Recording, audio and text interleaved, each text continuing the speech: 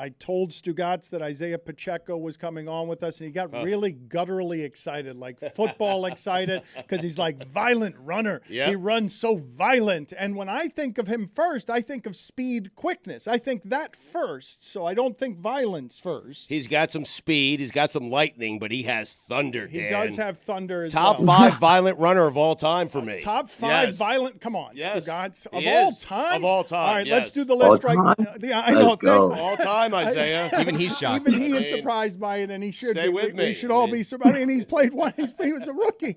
And it's top 5. Let's do it right now with Isiah before we get started. He's with us on behalf of Sleep Number. Sleep Number is the official sleep and wellness partner of the NFL. Number 5, most violent runner of all time, according to Stugotz. Walter Payton. Sweetness. That is not a great list. Number 4. Isiah Pacheco. Say it's not a great list now, Well, Dano. it's better now. Yep. Now, number 3. Number 3. Marion Barber. Pretty good. Number 2. John Riggins. Riggo. People missing from this list. And number 1. O.J. Simpson. The juice. What are you laughing at? So which do you prefer, Isiah? Or which would you describe yourself as if you had to choose one? You could only choose one. Violent or fast? On the list? On the list? No, that list is not. That list is terrible. Not just violent or fast. Which? Because when I think of you, I think quickness before I'm thinking Adrian Peterson. AP. Yes. Thank you, Stugotz. Right. But you're asking which quality would he rather have? Not really what Thunder what, or lightning. Not really what he'd rather have. I'm not asking that. I'm just thinking which he prides himself more on. If you had to choose one or the other. I'll say lightning. Yeah, because he's when he got into Dan wins. When he got into the league as a rookie, My you list. were a lower draft pick, right? You were a 7th round pick. So what can you tell us about what your expectations were on draft day, and what you expected your career to be after draft day? You know, my expectations on draft day was to, be able to have the opportunity to make the team. And for me, that was going into camp with the head on my shoulders and, willing to take a grown man's job. And, with that mindset, just going in there and, blocking out the negative mindsets and all the things that surrounded me around the football. And more so, I had to focus in on my task and the job and allow the game to come to me. What were you expecting on draft day? I was expecting to get down to the Kansas City Chiefs and just find whatever opportunity to get on the field, and that was special teams for me. And kick returner, that was my mindset of going in there and allowing myself to have opportunity. Can you explain to us, for the uninitiated, what an insane job that is, kick returner? Yes, I'll say it's very tough when you got 11 guys flying at you head on. It's very dangerous, but when you trust the guys in front of you that you're going to war with, just know that they're going to block it up for you to allow you to hit the hole. You played in the championship game last year with a broken hand? Yes, with a broken hand and a torn labrum, which is a shoulder injury, and I'm a dog. That's all I can say. I'm a dog. Mm-hmm. You are a dog. That's what I'm trying to say, right? Yeah. Now, can you take us through what that pain was? Yes, within the wrist, it was just uncomfortable. Just had 2 weeks to recover from the injury from the wrist was on the AFC Championship game, and the shoulder was just partially through the season. For my wrist, I only had like 2 weeks to recover within the time for the Super Bowl. So those 2 weeks allowed me to get healthy enough to play in the Super Bowl game. And, the competition throughout the practice allowed me to be at my A game when the game was here. Isiah, I see you have braces on your teeth. So what hurts more, a big hit by a linebacker or the orthodontist tightening your braces and what it feels like the next day? Oh, no, the way Bobby Wagner hit me last year, oh, no, man. That was a wake-up. Man, I'm really surprised that was the answer. Right, because you hit Bobby. Bobby Wagner's always in the right place. I mean, it's all I think of with Bobby Wagner. Do you have a moment from last year that you remember, a verbal exchange with somebody saying something funny to you, or just something that was memorable that was said during play? I'll say, like I said, against the Rams, I played against.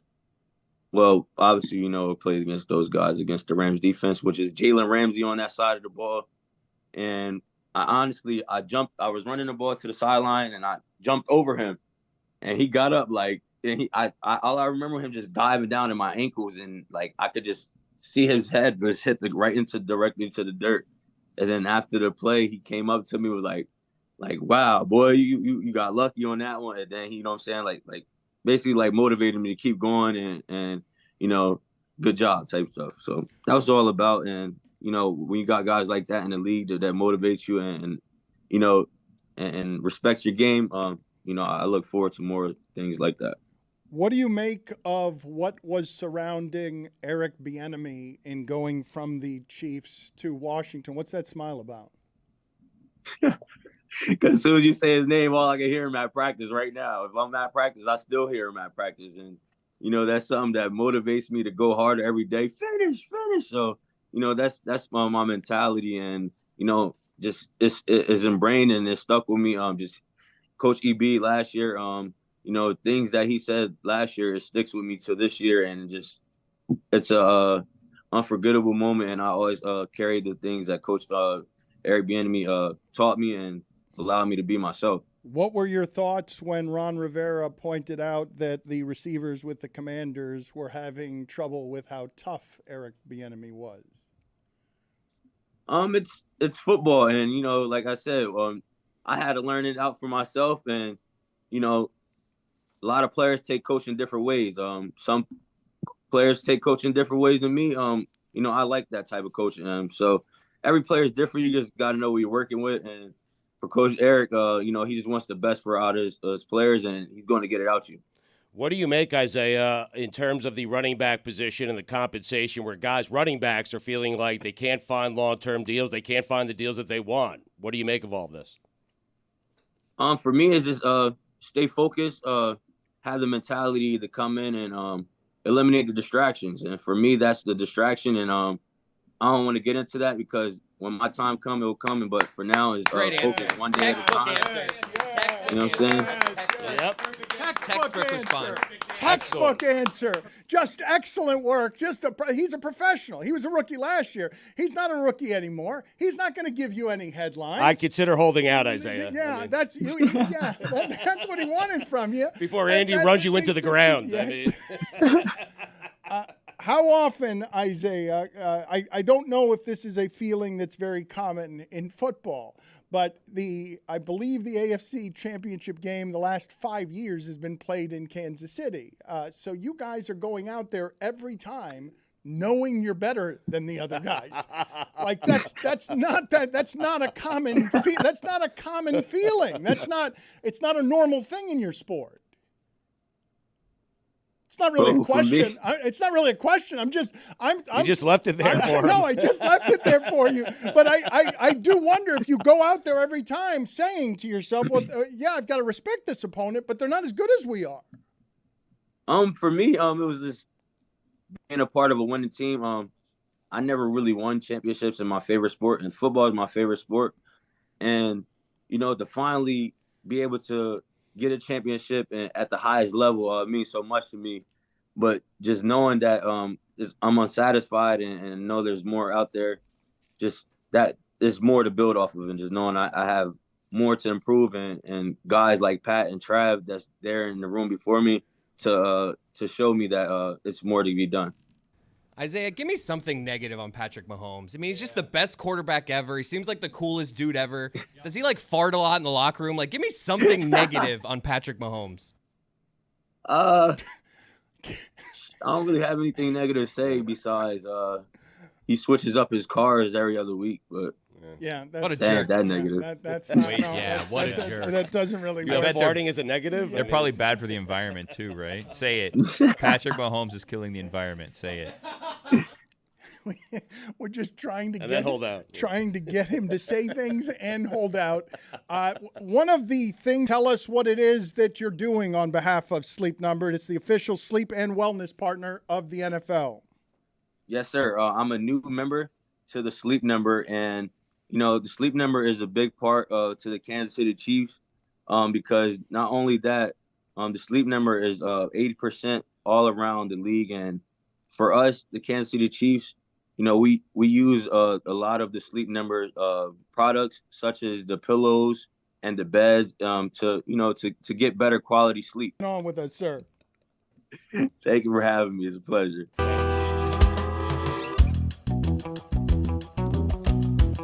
Stugotz, I think I have a rival after many, many years of thinking that Michael Jordan had the opportunity. He hits the shot over Russell to win the championship, of retiring in the most perfect fashion possible.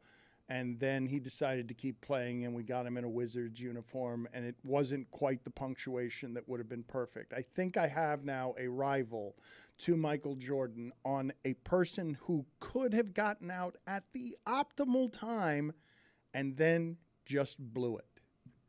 Bob Iger.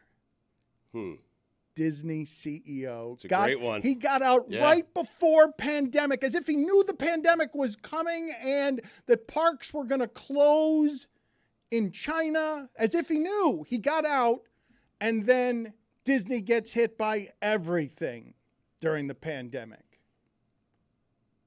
Cruise ships can't sail, amusement parks, everything goes kaput.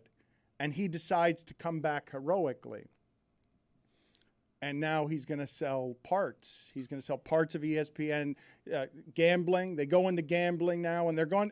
Disney's not going to want to be with gambling. They're going to sell ESPN. Disney didn't want to be with the UFC once upon a time because Disney is the fantasy brand that doesn't want to be in bed with dirty things.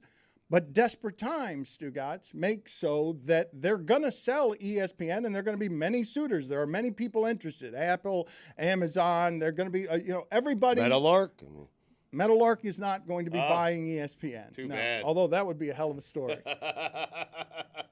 If you purchased ESPN? Yeah, that would be pretty good. Get it for pennies on the dollar. Bob Iger had a chance, though. My God, he's got to be regretting that right now.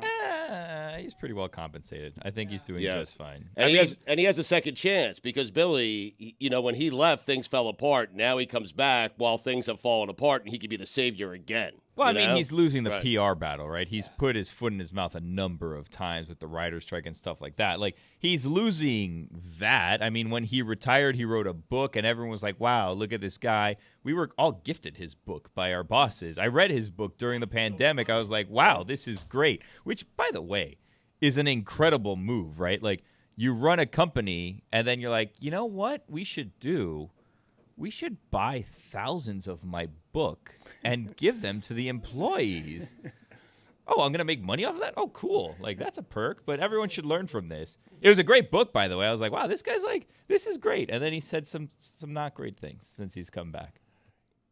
Disney has lost, I saw this the other day, it required some context, 12 million subscribers streaming, and it's just because they lost cricket in India as a television rights deal. And so they just, everybody in India is like, okay, don't need any, don't no need reason to watch. I don't need any more Disney in my life. Cricket is gone. Stugotz, I'm stunned. I thought he was going to run for president.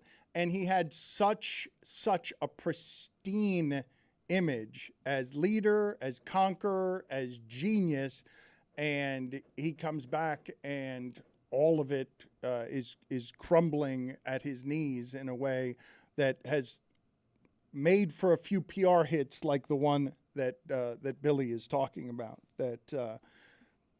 It's just, I've got to think that no matter how much money he's making, it's said to be $25 million a year, that there has to be some regret at what it is that the quagmire he presently finds himself in. You say no, Lucy. For $25 million? Yeah. He was making that before. He had plenty of money. It's the Goodell model, right? Like, yeah, I make $40 million a year, and people insult me and say that I'm bad at my job and I'm terrible and blah, blah, blah. But I'm making $40 million a year. But they've never said that about, excuse me, Stugotz, they've never said about Iger, he's terrible at his job. That's not Goodell has gotten that since the beginning. That's not something Iger's ever gotten. Well, what he's gotten now, though, is that he's completely out of touch, right? Where he's saying that writers and people who are in the lower end are being completely unrealistic with what it is that they want in their strike, and he's saying it from a billionaire's retreat. They're like, okay, this guy maybe isn't super in touch with what's going on right now. But Dan is saying he had the perfect ending, and what we're telling you is, I'll come back. Forget about the perfect ending. $25 million a year, I will do away with the perfect ending.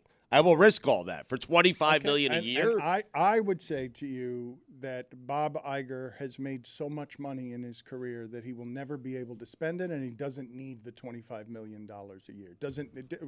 Has nothing as a need for that kind of money. But that hasn't stopped billionaires before.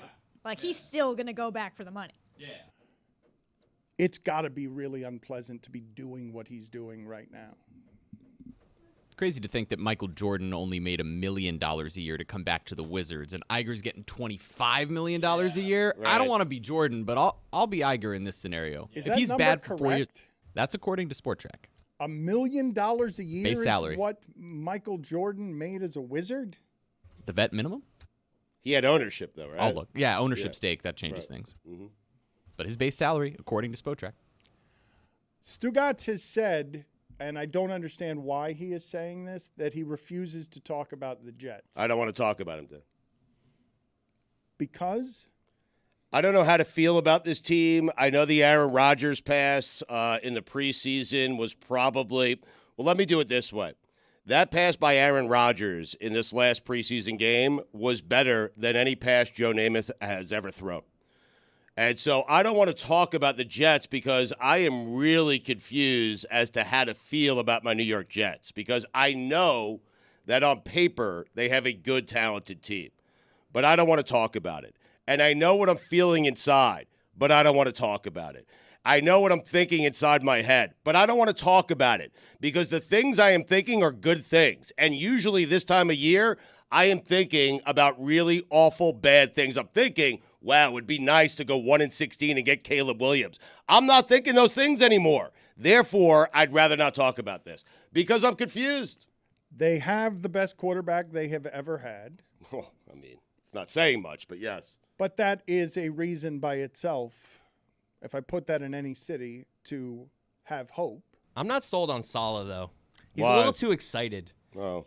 You're in Hard Knocks, right? Everyone is watching your every move. You finally have this great quarterback, and he's like so excited. He's like talking to other players at practice, like 8's playing. He's gonna play on Saturday. We're playing 8. It's just like, dude, you're sounding like a fan right now. Yeah. He's too like excited, and he's trying to do these speed. You know, he's trying to convince Jets to be Commanders. It's a weird thing because they're in the league. Mm-hmm. I'm just not sold on this guy. Yeah, I don't want to talk about it. Okay. All right, we will do it without you then.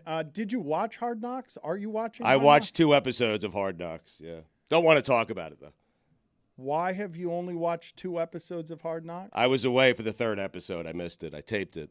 I'll get to it. I'm getting to it. Wait.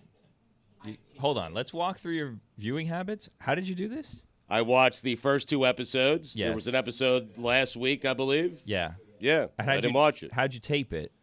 Well, what do you mean? I just hit the series pass. But you can watch it like on your computer, or like you can even stream it probably wherever it is that you were staying. I'll get to it. I think he's just saying he has it ready to go. I have it ready to go. I didn't watch it yet. You didn't put a blank cassette in there and hit record. No. Right. No. Well, I want to go back for a second, though, because we didn't actually talk Hit about the R button twice.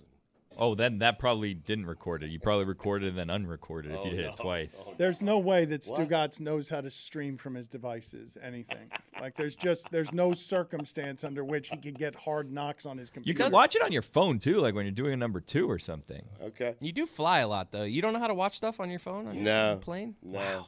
It's not available on your plane? That's surprising, too. I didn't have internet on my plane. This is infuriating pretty perpetually to me, that internet is unavailable on my plane because I am spoiled, and worse still, that you're charging me for internet. That's some. You're charging me so much for that flight. It's the best $8 I've ever spent, though. I- There's nothing like being able. There's something $8 about. you get it for $8. I think on my last flight there was like 8. I paid $20 on my last flight for internet, and then the internet didn't work. There's something Really? different though about Get your money back? There's something about a scroll at 20,000 feet though. It just hits different. I love it Because you see other people that don't have internet, and you're just like, I'm on my TikTok. I'm right with now. him. I like to see the free option. Well, wait, no, you pay for it? No, I was talking about the scroll. I like to see what's like available. If there's like a little TV on the thing, I like to scroll and see what's available. Sometimes you can Two watch, broke girls, never seen it. Let me give it a try. Sometimes you can watch like a T-Mobile video and get it for free. I do that, and Yes. then I disconnect and reconnect, and then watch the video again, and I have free You internet can the only whole flight. only do that a couple of times. I don't think you No, can you can keep do it the doing whole that. flight Yeah. because I will go to my Wi-Fi and say forget this network, and then I'll go back on, and I forgot the network, but they forgot me, and I'm back. Sometimes I just like to watch the plane go across on that graph. Me too. Yeah, it's great. Where am I at right Right, now? Oh, over right. Texas? Nice. Yeah. I like to see the heights too. Like, are we a little too high, a little But too that's low? What's always going on moving here? faster than the actual plane, I feel like. I love to tell people when we've started our descent. Yeah. You can like feel it. Yeah. You feel that? We're going down. In a good way. Stugotz, I know that you don't want to talk about it, but I'm assuming that you're assuming that Garrett Wilson is going to have 1,500 yards this season. I don't want to talk about it, Dan. That he's going to be Davante Adams. Let's put up. These are the things I don't want to talk about. Yes, I feel it. I just don't want to say it out loud. Let's put up on the screen here for people because I'm here for this feud between the Jets and Sean Payton. They meet, I think, week 5 this season. Sean Payton had the audacity to say that Nathaniel Hackett was no good last year in Denver. We know that he was no good in Denver. Aaron Rodgers did the aforementioned keep my coach's name out your mouth. And That's where it started. no, but it was so good. My favorite part of that story is Sean Payton saying he had a couple of lattes that morning when he did the interview. So he was too jacked up from like he blamed it on the lattes. Really? It was unbelievable. I've never seen that as an excuse from a coach. But so Sean Payton, and I got to think this is Garrett Wilson trolling Sean Payton. Sean Payton says that he doesn't want during Broncos preseason games, didn't want uniforms off if you're done playing.